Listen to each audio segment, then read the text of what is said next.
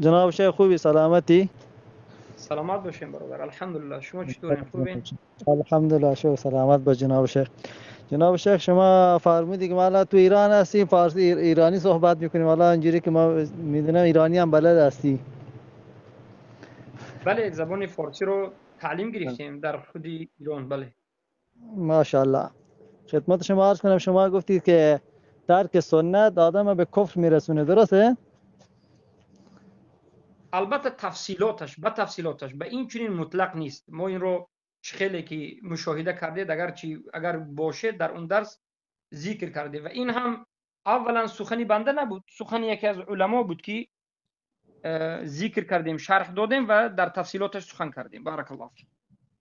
یاکم الله. با خدمت شما مثلا احناف آمین جهران و اصلا میگن که تو حدیث نیستش. خب اصلا منکر حدیثن، درسته؟ میگن که نیستش دیگه، بله بله همجوری هستش. بله. خب اینا رو چی میشن؟ اینا نعوذ بالله به کفر نه میرسن نه یا نه نه؟ نه نه نه نه نه نه نه نه اعوذ بالله اعوذ بالله. نه نه نه نه، این چنین فهمیدن غلط است. نه، اینها درست کفر به کفر نمیروند، بلکه اینها تعویل کردند. حدیث های می شود که میگن که حدیث رو گویند که حدیث صحیح است. ای ببینید، این حادثه دو حالت دارد. اگر بگویند که حدیث صحیح است، حدیث رفع الیدین صحیح است، الله اکبر میگن، دستاشون رو برابر کچ میکنن، روی سینه‌شون میبندن، پیش ای رکوع رفتن با یعنی ای رکوع میخیزن، الله اکبر میگن، رفع یدین میکنن، رفعش برداشتن، یدین ده دست، برداشتن ده دست.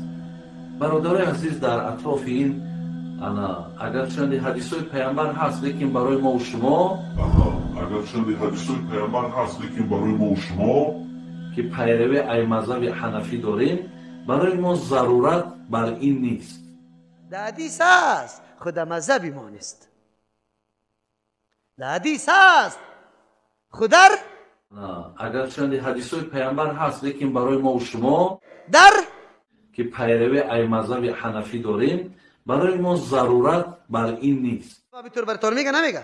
بس شما درک کنی گپه، امی گپه وزنش درک کنی که در مذهب در حدیث هست، خود مذهبی ما نیست. یعنی بله پیغمبری کار کرده، خو کاری پیغمبر ما وقتی میتونیم که مذهب اجازه داده باشه. ما یک شارع دیگه داریم، یک شارع دیگه او اجازه میده، بعد از باز ما عمل میکنیم. تا که او اجازه نده عمل نمیکنیم.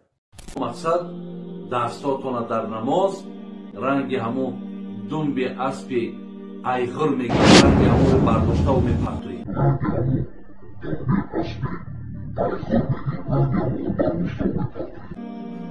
و بعد از این بگویند که ما همین حدیث صحیح رو هم قبول نمیکنیم، برای اینکه ما اینو بد میبینیم، برای ما معقول نیست، بگویند کفر میشه.